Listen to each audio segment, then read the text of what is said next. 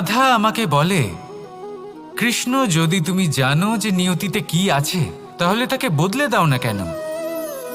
মহাদেব আমাকে বলেন যে শ্রীকৃষ্ণ, যদি আপনি এটা জানেন যে সাম্বের নিয়তি এটাই, তাহলে আপনি তাকে বদলানোর চেষ্টা কেন করেন?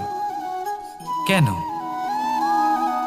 কারণ আমি একজন পিতা, আর পিতার কর্তব্য এটাই, তিনি যেন সম্ভাব্য সব চেষ্টা করেন নিজের সন্তানের মঙ্গলের জন্য। নিয়তি আমি জানি, কিন্তু এটাও আমি জানি যে কর্মের থেকে বড় আর কোনো নিয়তি হতে পারে না। অভিজ্ঞতাও রয়েছে যে কর্মের হাতে নিয়তির এই চক্র বদলে যেতে পারে। তাই জীবনে যদি আপনার কখনো এমন মনে হয় যে এটা তো অসম্ভব, তখনও চেষ্টা করা কখনোই ছাড়বেন না।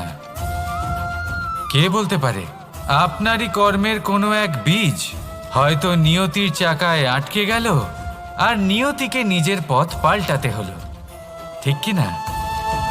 সেই জন্য নিয়তিকে ভাগ্য মেনে নিয়ে চুপ করে বসে থাকবেন না। নিজের নিয়তি স্বয়ং নিজের কর্মের দ্বারা নির্ধারিত করুন, কারণ আপনার এই কর্মের ওপরেই আপনার অধিকার রয়েছে। আর এই অধিকারকে নিয়তি অনেক সময় সম্মানও করে। তাহলে আসুন আর আমার সাথে ভালোবেসে বলুন, রাধা রাধা। শক্তি এক অত্যন্ত বিচিত্র বস্তু, বা বলতে পারেন অনুভূতি। পিতা সবসময় চান যেন তিনি তার শক্তি পুত্রকে সঁপে দিতে পারেন, যাতে সে শক্তিশালী হয়, যাতে তার মঙ্গল হয়। তার পুত্র সবসময় চায় যাতে সে পিতার সেই শক্তি লাভ করে, কিন্তু সেই শক্তি লাভ করার জন্য পুত্র হওয়া যথেষ্ট নয়, যোগ্য পাত্র হতে হয়। আসুন আপনাকে সহজে বোঝাই। যদি আপনি সুপাত্র হন আর আপনাকে শক্তি দেওয়া হয়, তাহলে আপনি সেই শক্তির গুরুত্ব বুঝবেন, কোথায় সেই শক্তি প্রয়োগ করা উচিত সেটা বুঝবেন। আর এটা যেহেতু অর্জন করা শক্তি হবে, সেই শক্তির অপব্যবহার হবে না। কিন্তু যদি এই আপনি কুপাত্র হন আর যদি আপনাকে এই শক্তি দেওয়া হয়, তাহলে কি হবে? দেখতে গেলে এই শক্তি আপনি দান হিসেবে পেয়েছেন, তাই না আপনি এই শক্তির গুরুত্ব বুঝবেন আর না এর প্রয়োগ আপনি জানবেন। তার অপব্যবহার হওয়া সুনিশ্চিত। তাই যদি আপনি কোনো শক্তি অর্জন করতে চান, তাহলে আগে তার যোগ্য হয়ে উঠুন। পুত্র নয়, পাত্র হয়ে উঠুন। আর আমার সাথে ভালোবেসে বলুন, রাধা রাধা। কথায় আছে, প্রত্যেক পুত্র তার পিতার প্রতিচ্ছবি হয়, আর সমস্ত প্রতিচ্ছবি চায় যেন সে তার অস্তিত্ব প্রাপ্ত করতে পারে। পুত্র চায় সে যেন তার পিতার মতো হয়, বা কখনো কখনো তার থেকেও শ্রেষ্ঠ হয়। সেটা কোনো অনুচিত ব্যাপার নয়। অনুচিত তখন হয় যখন পুত্র নিজের পিতার মতো হবার স্বপ্ন পূরণ করতে গিয়ে বা তার থেকেও শ্রেষ্ঠ হওয়ার স্বপ্ন পূরণে অনুচিত পথের আশ্রয় নেয়।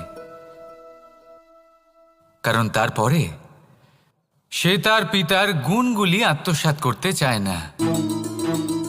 সে শুধুই এটা চায় যে সংসারের চোখে যেন আমি শ্রেষ্ঠ প্রমাণিত হই। এটা অনুচিত।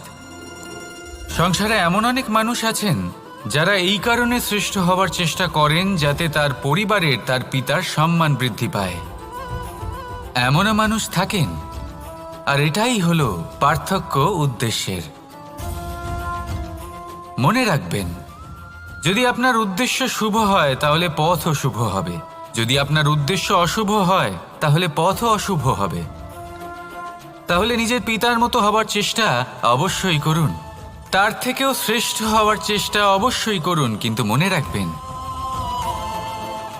আপনার সংকল্প আর আপনার উদ্দেশ্য এই দুই শুভ হওয়া উচিত। তাহলে আসুন আর আমার সাথে ভালোবেসে বলুন, রাধা রাধা। শক্তি শক্তি অর্জন করা এতটা কঠিন নয় যতটা শক্তি লাভ করার পরে সেই শক্তি সামলানো কঠিন হয়। কারণ যেই মানুষ শক্তি লাভ করে তার মনে গর্ববোধ জন্মায়, জন্মায় অহংকার, জন্মায় জেদ। তাই শক্তি প্রাপ্ত করার সাথে বিনম্র থাকাও অত্যন্ত আবশ্যক। আর এটা আমাদের শেখা উচিত বৃক্ষের থেকে। বৃক্ষ যা আমাদের ফল দেয়, বৃক্ষ যা যত ফল দেয় ততটাই ঝুঁকে যায়। আমরা পাথর মারি ওই বৃক্ষের থেকে ফল প্রাপ্ত করার জন্য। সেই পাথরের মার সহ্য করেও বৃক্ষ আমাদের ফল দেয়। কোনো গর্ববোধ নেই, কোনো অহংকার বোধ নেই, আর সেই জন্য এই বৃক্ষের পুজো করা হয়। এটাই হলো মাহাত্ম্য শক্তির সাথে বিনম্রতার। যদি এই শক্তি সৃজন করে থাকে, সাহায্য করে থাকে, সম্বল হয়ে থাকে, তবেই সেই শক্তি উপযুক্ত। আর নয়তো সেই শক্তি একদিন আপনাকে আসক্ত অবশ্যই করবে। তাহলে শক্তি অবশ্যই অর্জন করুন, কিন্তু তার সাথে সেই শক্তি সামলানোর মতো বিবেকও আপনাকে অবশ্যই জাগ্রত করতে হবে। তাহলে আসুন আমার সাথে ভালোবেসে বলুন, রাধা রাধা। অহংকার অত্যন্ত বলশালী হয়। এই অহংকার মানুষকে কখনো নত হতে দেয় না। অদ্ভুত ব্যাপার, এই অহংকার যা মানুষকে কখনো নত হতে দেয় না, সেটাই তার পতনের কারণও হয়ে দাঁড়ায়। যেখানে মানুষ এটা ভাবতে শুরু করে যে শুধুমাত্র সেই যোগ্য, সেখান থেকেই তার পতনের আরম্ভ। ঠিক কিনা? দেখুন, যদি কোনো মানুষ এটা ভাবে যে আমি সব কিছু করতে পারি, তাহলে তা হলো বিশ্বাস। কিন্তু যদি সে এটা ভাবতে থাকে যে শুধুমাত্র আমি এই কাজ করতে পারি, তাহলে তা হলো সেই ব্যক্তির অহংকার। আর এটা আপনাকে বিনাশের দিকে অবশ্যই নিয়ে যাবে। মনে রাখবেন, যখন আমি আর শুধুমাত্র এই দুই এক হয়ে যায়, সেখান থেকে আপনার পতনের সূত্রপাত হবেই। তাই আপনি কখনোই এই অহংকারের চক্রব্যূহে ফেঁসে যাবেন না। বিশ্বাস রাখুন নিজের ওপর এবং অন্যের ওপরও। আর মনে রাখবেন, বিশ্বাসের মধ্যে বিশ্বের প্রত্যেকটা বস্তু বসবাস করে। তাই এই অহংকারকে ত্যাগ করে ফেলুন আর আত্মবিশ্বাসের ওপর মনোসংযোগ করুন। আর আমার সাথে ভালোবেসে বলুন, রাধা রাধা। মানুষ নিজের জীবনে ঈশ্বরকে খুব মান্য করে, ওনার জন্য কি না করে। ভিন্ন ভিন্ন নামে তাকে স্মরণ করে, তাকে পুজো করে, তার আরাধনা করে। সে জানে যে ঈশ্বর তাকে শক্তি অবশ্যই দেবেন, তাকে সাহায্য অবশ্যই করবেন। কিন্তু যখন প্রশ্ন আসে গুরু এবং ঈশ্বরের, তখন গুরুর মান কখনো কম হওয়া উচিত নয়। কারণ সত্যি বলতে কি, গুরুই হলেন সেই সিঁড়ি যা বেয়ে আপনি ঈশ্বরের কাছে পৌঁছানোর পথ খুঁজে পাবেন। সেই পথ আপনি গুরুর থেকেই পাবেন। গুরু না থাকলে আপনি কখনো ঈশ্বর লাভ করতেই পারবেন না। আর জীবনে অনেক সময় লক্ষ্যের থেকেও অনেক বেশি গুরুত্বপূর্ণ হলো পথ। তাই এই পথের সম্মান করতে শিখুন, অর্থাৎ গুরুকে সম্মান করতে শিখুন। কারণ গুরুই হলেন পরমেশ্বর। তাহলে আসুন আর আমার সাথে ভালোবেসে বলুন, রাধা রাধা। আপনার জীবনে আপনার প্রকৃত বন্ধু আসলে কে? আপনার সব থেকে শ্রেষ্ঠ মিত্র আসলে কে? তিনি যিনি সময় এলে পরে আপনাকে সাহায্য করেন, নাকি তিনি যিনি সময় এলে পরে আপনাকে অর্থ দেন?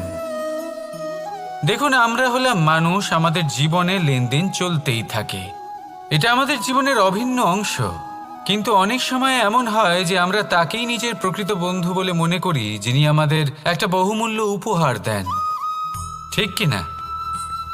এবার আপনার জীবনে সেই বহুমূল্য উপহার কোনটা, ওই অমূল্য মিত্র আসলে কে, সেই সিদ্ধান্ত হলো আপনার। কিন্তু যদি আপনি আমাকে জিজ্ঞেস করেন, তাহলে আমার মতে স্বর্ণ, হিরে, মুক্ত, ধন এগুলো বহুমূল্য নয়। বহুমূল্য হলো সঙ্গ, যখন আপনি একা হয়ে যাবেন, সময়, যখন আপনার তাকে প্রয়োজন হবে, সমর্পণ, যখন আপনার বিশ্বাসের প্রয়োজন পড়বে। যে মানুষ আপনার প্রতি এই 3 গুণ প্রদর্শন করেন, যিনি আপনার কঠিন সময়ে আপনাকে অবশ্যই সঙ্গ দেবেন, যখন আপনার প্রয়োজন পড়বে আপনাকে অবশ্যই সময় দেবেন, আপনার প্রতি সম্পূর্ণ সমর্পিত থাকবেন। সেই হলো আপনার আসল মিত্র, সেই হলো আপনার প্রকৃত বন্ধু। কারণ সত্যি বললে বন্ধুত্বের অর্থই হলো নিজেকে সম্পূর্ণরূপে কারোর কাছে সমর্পণ করে দেওয়া। তাই আপনার সেই বন্ধুর জন্য নিজের প্রাণ উজাড় করে দিন আর ভালোবেসে বলুন, রাধা রাধা। মানুষ জীবনে 3টে কাজ অবশ্যই করে থাকে, কিছু দান করে, কিছু গ্রহণ করে, আর কিছু ত্যাগ করে দেয়।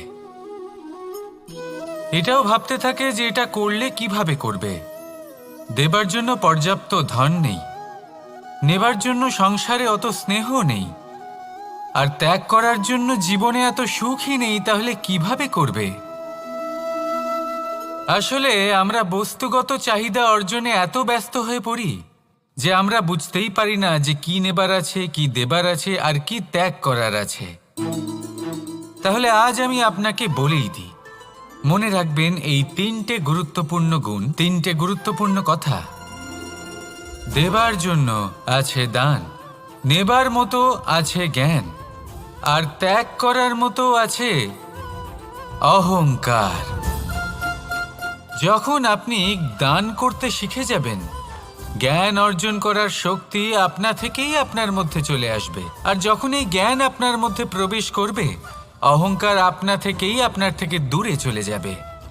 যে ব্যক্তি এই 3-এর মধ্যে ভারসাম্য বজায় রাখতে পারে, তার বর্তমান, ভূত, ভবিষ্যৎ, লোক, পরলোক সব কিছু শুধরে যায়।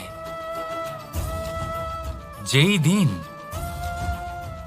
আপনি দান করতে শিখে যাবেন, জ্ঞান আহরণ করতে শিখে যাবেন, অভিমান ত্যাগ করতে শিখে যাবেন, আপনার সর্বশক্তিশালী, সর্বশক্তিমান পরমেশ্বরেরও প্রয়োজন পড়বে না। কারণ তখন ঈশ্বর আপনার মধ্যেই বাস করবেন। তাহলে আসুন আর আমার সাথে ভালোবেসে বলুন, রাধা রাধা। জীবনে অনেক সময় সমস্যা আমাদের চারদিক থেকে ঘিরে ফেলে। এই সমস্যা নানান ধরনের হতে পারে। আর্থিক সমস্যা হতে পারে, পারিবারিক সমস্যা হতে পারে, কোনো সম্পর্ক নিয়ে সমস্যা হতে পারে, কখনো কোনো দৈনিক সমস্যা হতে পারে, কখনো কোনো দ্বন্দ্ব হতে পারে, অনেক সমস্যা হতে পারে। কিন্তু যখনই কোনো সমস্যা আসে, আমাদের মনে তার জন্য একটা উত্তর অবশ্যই থেকে থাকে, যা আমাদের অন্তরে রয়েছে। একে আমরা বলি আত্মা। আত্মা হলো পরমাত্মারই রূপ, আর পরমাত্মা তা কখনোই কিছু অনুচিত চাইবে না, তাই তো? এই আত্মা খুব ভালো করে জানে যে কোনটা উচিত আর কোনটা অনুচিত। যদি আসল বিষয়ের কথা বলি, তাহলে আপনাকে নিজের মনকে বুঝতে হবে। কারণ আত্মা তো পরমাত্মা থেকেই আসে, কিন্তু এই মন মানুষ জন্ম থেকেই প্রাপ্ত করে, যার বিকাশ হয় এই সংসারকে দেখে। যেদিন আপনার এই মন আর আপনার এই আত্মা এই দুই এক হয়ে যাবে, আত্মসাৎ হয়ে যাবে, সেদিন আপনার জীবনে না কোনো সমস্যা থাকবে, না কোনো ঝঞ্ঝাট থাকবে, না কোনো সংকট থাকবে। কারণ আপনার কাছে সেই সমস্ত সমস্যার, সমস্ত বিপদের সমাধান থাকবে, আর তাও আপনারই অন্তরে। তাহলে আসুন আর আমার সাথে ভালোবেসে বলুন, রাধা রাধা। ভক্তি আর শক্তি, এই দুইয়ের মধ্যে সম্পর্ক অত্যন্ত সরল। মানুষ ভক্তি করেন যাতে তিনি শক্তি লাভ করতে পারেন, আর শক্তি লাভ করার পরে ভক্তিভাব ভুলে যান, আর শক্তির প্রতি আসক্তিতে মত্ত হয়ে যান, আর সেখান থেকেই তার বিনাশ শুরু হয়। কেন? কারণ ভক্তির দ্বারা প্রাপ্ত শক্তি অন্য কারোর হিতের জন্য ব্যবহার করতে হয়, অন্য কারোর মঙ্গল করার জন্য ব্যবহার করতে হয়, কারোর বিনাশের জন্য নয়। এবার যদি আমি আপনাদের একটা উদাহরণ দিয়ে বোঝাই, তাহলে কোদাল দিয়ে আমরা মাটি কোপাতে পারি, একটা গর্ত খুঁড়তে পারি, যাতে একটা নতুন বৃক্ষ জন্ম নিতে পারে। একটা বৃক্ষ যা অন্য জীবকে ফল প্রদান করবে, যাত্রীদের ছায়া প্রদান করবে। কিন্তু এই কোদালের ব্যবহার যদি আমরা অন্য কারোর ক্ষতি করার জন্য করি, তাহলে ক্ষতি শুধুমাত্র আমাদেরই হবে। তাই জীবনে যদি আপনি কোনো শক্তি লাভ করেন, হয়তো ভক্তির দ্বারা বা অন্য যেখান থেকেই হোক, তার সদ্ব্যবহার করতে শিখুন। নয়তো এই প্রাপ্ত শক্তি আপনার পতনের কারণ হয়ে দাঁড়াবে। তাহলে আসুন আমার সাথে ভালোবেসে বলুন, রাধা রাধা। বরদান অত্যন্ত বিচিত্র এক বিষয়, কিন্তু দেখতে গেলে এই বরদান কি না করতে পারে। এক দরিদ্রকে রাজা বানিয়ে দিতে পারে, একজন দুর্বলকে এই সংসারের সব থেকে শক্তিশালী ব্যক্তি বানিয়ে দিতে পারে। কিন্তু আমরা ভুলে যাই এক অত্যন্ত গুরুত্বপূর্ণ কথা। বরদান এই শব্দের শেষে দান লুকিয়ে রয়েছে। এই দান কথাটা অত্যন্ত গুরুত্বপূর্ণ। আমাদের মনে রাখা উচিত এই বরদান আমরা দানে পেয়েছি, আর তাই তার সম্মান করা উচিত, কখনোই অহংকার করা নয়। আর যে ব্যক্তি বরদান পেয়ে অহংকার করেন, তার যা ক্ষতি হয় তা হলো এই বরদান তার থেকে কেড়ে নেওয়া হয়। বর অর্থাৎ শ্রেষ্ঠ, অর্থাৎ বরদানের অর্থ হলো একটা শ্রেষ্ঠ দান। এবং তার ব্যবহার যদি আপনি কারোর ক্ষতি করার জন্য করেন, তাহলে ক্ষতি শুধুই আপনার হবে।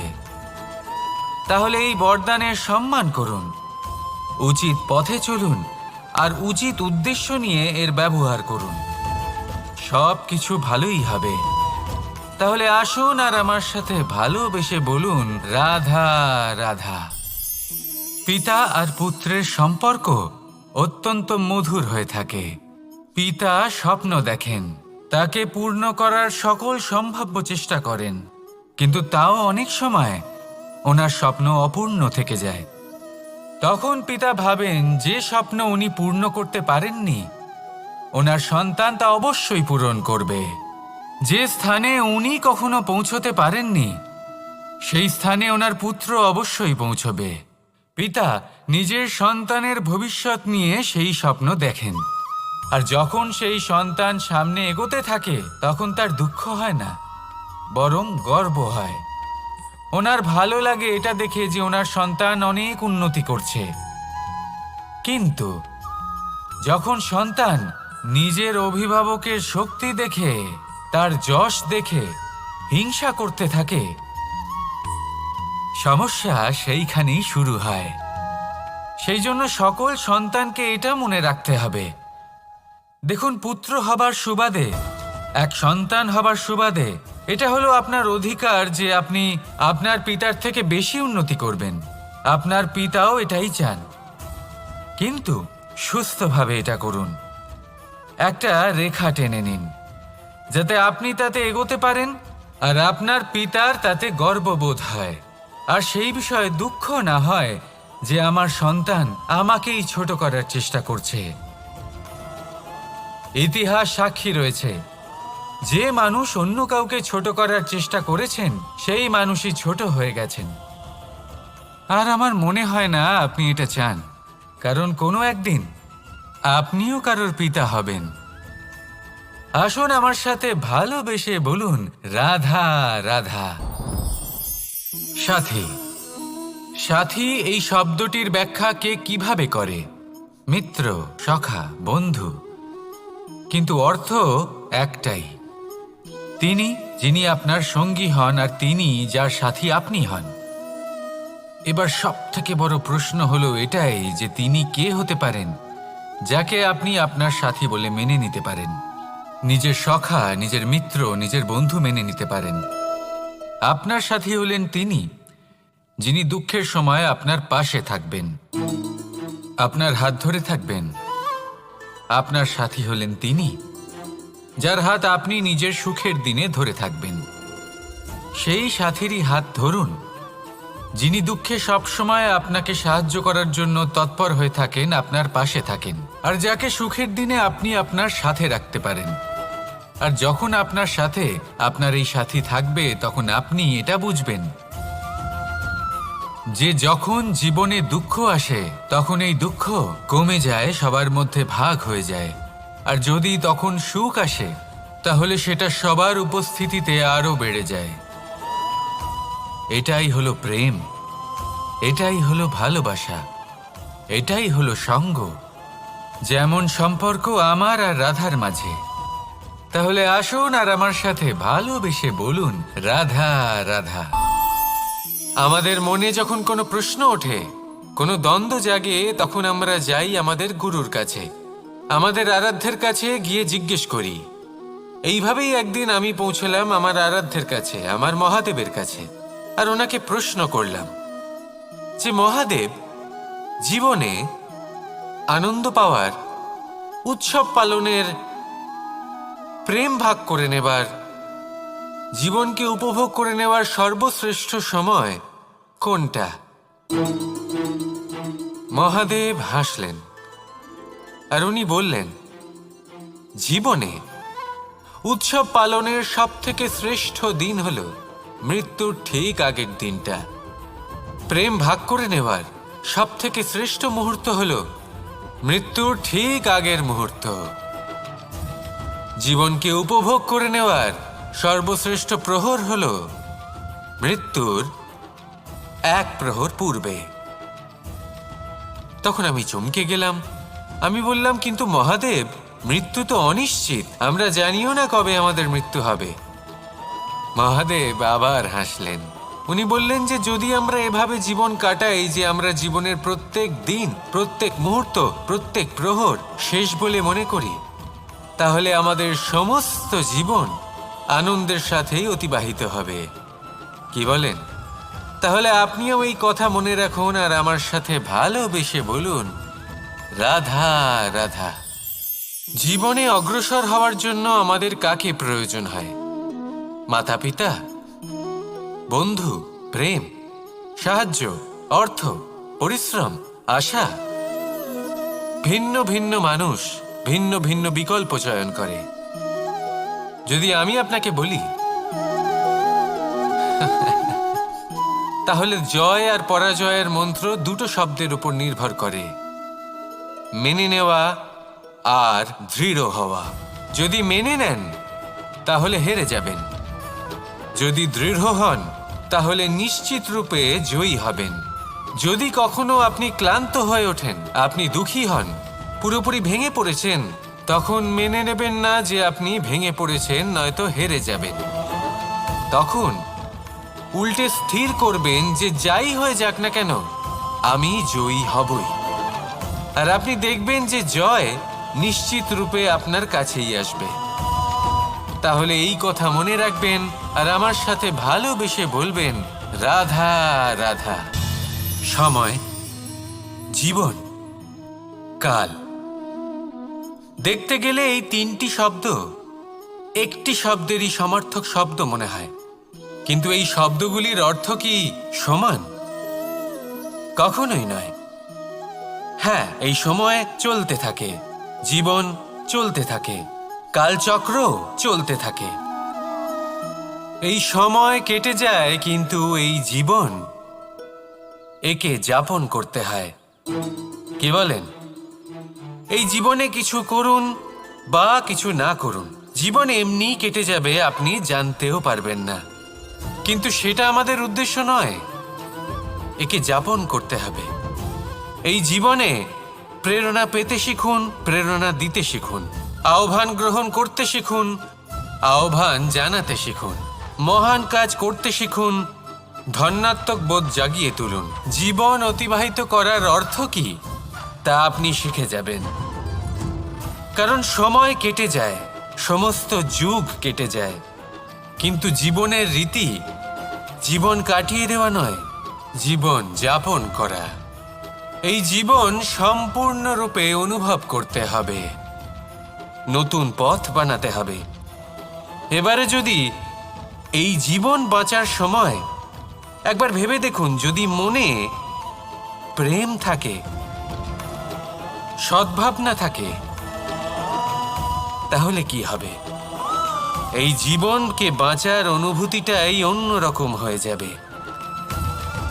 একটা আনন্দময় অনুভূতি লাভ করবেন। তাহলে এটাই করুন আর আমার সাথে ভালোবেসে বলুন, রাধা রাধা। আপনি কি কখনো কোনো জলের ধারা দেখেছেন? তার সামনে যতই মাটি থাকুক না কেন, যতই কাদা থাকুক না কেন, যখন এই জলের ধারা বইতে আরম্ভ করে দেয়, তখন এই কাদাকে নিজেই ধুয়ে নিয়ে যায়। ওই কাদাকে ধুয়ে দেয় এবং নিজের পথ নিজেই তৈরি করে নেয়। তাহলে আপনিও এরকম জলের মতো হয়ে উঠুন। যদি হয়ে উঠতে পারেন, তাহলে নিজের মনের, নিজের ভাবনার, নিজের জীবনের যত অনাবশ্যক তত্ত্ব আছে, অনুপযোগী অংশ রয়েছে, অর্থাৎ অপরিষ্কার অংশ রয়েছে, তা নিজে থেকেই নির্মল হয়ে উঠবে। আর যেরকম জলের ধারা কখনো থেমে থাকে না, সব সময় বয়ে চলে, সেইভাবে আপনিও কখনোই থামবেন না। সবসময় বয়ে চলুন, এগোতে থাকুন। পথে যদি অনেক বিপদ আসে, সমস্যা আসে, থামবেন না। তার উপর নিরন্তর প্রহার করুন, নিরন্তর প্রয়াস করুন আর অগ্রসর হন। আপনি ভেবে দেখুন, এই জলের ধারা কখনো থেমে থাকে না, সবসময় বয়ে চলে। বিপদের সম্মুখীন হয়ে তাকে সাথে বয়ে নিয়ে চলে। সেই জন্য জলের ধারা, প্রবাহমান এই ধারা, এর থেকে কখনো দুর্গন্ধ আসে না। এতে কখনো ময়লা জমতে পারে না, বরং পালিত হয় সুন্দর প্রাণবন্ত জীবজন্তু, যেমন সুন্দর ছোট মাছ। তাই আপনিও এটাই করুন, কখনো থামবেন না, শুধু চলতে থাকুন, জলের ধারার মতো বইতে থাকুন। আপনি আপনার লক্ষ্য অবশ্যই খুঁজে পাবেন, আর তার সাথে নিজের অন্তরের যে মালিন্য রয়েছে, তা আপনি নিজেই নিজের থেকে দূরে করে দেবেন। তাহলে আসুন আর আমার সাথে ভালোবেসে বলুন, রাধা রাধা। এবার অনেক সময় মানুষের মনে এরকম প্রশ্ন আসে যে এই সংসারে সব থেকে বড় বিপদ কি? কেউ বলে ধর্ম সংকট, আবার কেউ বলে প্রাণের উপর আসা সংকট। প্রত্যেক মানুষের জীবনে বিভিন্ন সংকট আসে, আর এই সমস্ত সংকট অত্যন্ত বিচিত্র হতে পারে। এই সমস্ত সংসার হলো সংকট দ্বারা পরিপূর্ণ। ঠিক আছে, আপনাকে একটা উদাহরণ দিই। একজন ধনী ব্যক্তি, এবার ওনার জীবনে সংকট কি হতে পারে? সংকট এটাই যে কেউ তার সম্পত্তি চুরি না করে নেয়, আমরা বুঝতে পারছি। এবার একজন চোর, তার জীবনে সংকট কি হতে পারে? যে চুরি করার সময় সে যদি তার একটা কাশি চাপতে না পারে, তাহলে সে ধরা পড়ে যেতে পারে, ঠিক কিনা? আবার অনেক সময় এমনও হয় যে যার জন্য আমি সংকট, সেও আমার কাছে সংকট। যেমন এই পরিস্থিতিতে দেখুন, সংকট হলো সংকট, এ তো জীবনে থাকবে, কিন্তু এর সম্মুখীন কিভাবে হওয়া যায়? খুব সরল। সব এটার ওপর নির্ভর করে, মনের ওপর। এই মনকে নিয়ন্ত্রণ করলে সব ঠিক থাকবে। এবার যদি ধনী ব্যক্তি মনকে নিয়ন্ত্রণ করে ফেলেন, নিজের অর্থের ব্যবহার শুভ কাজের জন্য, সমাজের সেবার জন্য বিকাশ করতে করেন, ওই অর্থকে একত্রিত করে না রাখেন, তাহলে চুরির সমস্যা, এই সংকট সেখানেই কেটে যাবে। এবার যদি কথা বলি সেই চোরের, তাহলে চোর যদি নিজের মনকে সংযত করে নেয়, যদি নিজের কর্মকে নিয়ন্ত্রণ করতে পারে, তাহলে এমন কোনো স্বর নেই যা ওকে ধরা পড়তে বাধ্য করবে। সেই জন্য জীবনে সংকট যতই আসুক, যত বড়ই সংকট আসুক না কেন, কবচ হলো একটাই, আর এই কবচের নাম হলো আত্মনিয়ন্ত্রণ। নিজের মনকে নিয়ন্ত্রণে রাখতে শিখুন। এটা নিজের জীবনে প্রয়োগ করে তো দেখুন। যদি আপনি করতে পারেন, তবে আপনি দেখবেন যে সংকট তো জীবনে আসা যাওয়া করে, কিন্তু সেই সংকটগুলির সম্মুখীন আপনি এইভাবে করতে পারবেন। তাহলে সেটাই করুন, আর আমার সাথে ভালোবেসে বলুন, রাধা রাধা। এই দড়িটা দেখুন, ছোট ছোট রেশম দ্বারা তৈরি, এটা সরু সুতো দ্বারা তৈরি হয়েছে এটা, আর এ অত্যন্ত কোমলও বটে। আর আপনি চাইলে এটা সোজাও করে দিতে পারেন, আর চাইলে এটা বেঁকিয়েও দিতে পারেন, আর যদি চান তাহলে এটা গোল গোল করে বেঁধে কোথাও রেখেও দিতে পারেন। এবার এই কোমল দড়ি যদি কোনো নিষ্ঠুর কঠিন পাথরে বারংবার জড়িয়ে দেওয়া হয়, তাহলেও তাকেও কাটতে পারে, নিজের ছাপ ছেড়ে যেতে পারে, সেটার আকারও বদলে ফেলতে পারে। এবার এর কারণ কি? এর কারণ হলো অভ্যাস আর নিরন্তর প্রচেষ্টা। যদি আপনিও চেষ্টা করেন আর নিরন্তর কর্ম করে যান, তাহলে আপনার প্রারব্ধ পাথরের মতো কঠিনই হোক না কেন, তাতে ভাঙন ধরিয়েও আপনি নিজের লক্ষ্যে অবশ্যই পৌঁছতে পারবেন। একটা গুরুত্বপূর্ণ কথা মনে রাখবেন, সুকর্মের অভ্যাস আর নিরন্তর প্রয়াস, এই হলো সাফল্যের মন্ত্র। তাহলে জীবনে এই মন্ত্র আনুন আর আমার সাথে ভালোবেসে বলুন, রাধা রাধা। বসন্ত ঋতু, এই সময় মন আনন্দে ভরে থাকে, এমন মনে হয় যেন আমরা আকাশে বিচরণ করতে চলে যাই, কিন্তু সেটা তো সম্ভব নয়। সেই জন্য হয়তো আমরা ঘুড়ি ওড়াই, এই ঘুড়িকে নিজেদের প্রতিরূপ মনে করে। এবার অনেক মানুষ আছেন যারা ঘুড়ি ওড়ান, কিন্তু এই কর্মের সারমর্ম কি সেটা কজন বুঝতে পারেন? আপনি এটা মনে করুন যে আপনি হলেন সেই ঘুড়ি, আর এই সুতো যিনি ধরে রয়েছেন তিনি হলেন পরমাত্মা। আর এই সুতো যেখান থেকে শুরু হয়, সেই লাটাই হলো আমাদের কর্মচক্র। এবার আপনি নিজেই অনুমান করুন যে এই উড়ান কার ওপর নির্ভরশীল, পরমাত্মার ওপর আর আপনার কর্মের ওপর। যদি পরমাত্মা আপনার হাত ধরে থাকেন, আপনার সাথে থাকেন, যদি আপনি শুভ কর্ম করতে থাকেন, আপনি এই আকাশে উড়তে থাকবেন। কিন্তু কোথাও কোথাও যদি পরমাত্মার সাথে এই বন্ধন ছিন্ন হয়, আপনার কর্মচক্র খারাপ হয়ে যায় বা থেমে যায়, তাহলে আপনার এই ঘুড়ি কেটে যাবে আর দূরে কোনো গাছের ডালে গিয়ে আটকে যাবে। তাই শুধুমাত্র ঘুড়ি ওড়াবেন না, তার থেকে শিখুন, পরমাত্মার সাহচর্যে থাকুন, সবসময় শুভ কর্ম করতে থাকুন আর সবসময় এই আকাশে উড়তে থাকুন। আসুন আর আমার সাথে ভালোবেসে বলুন, রাধা রাধা।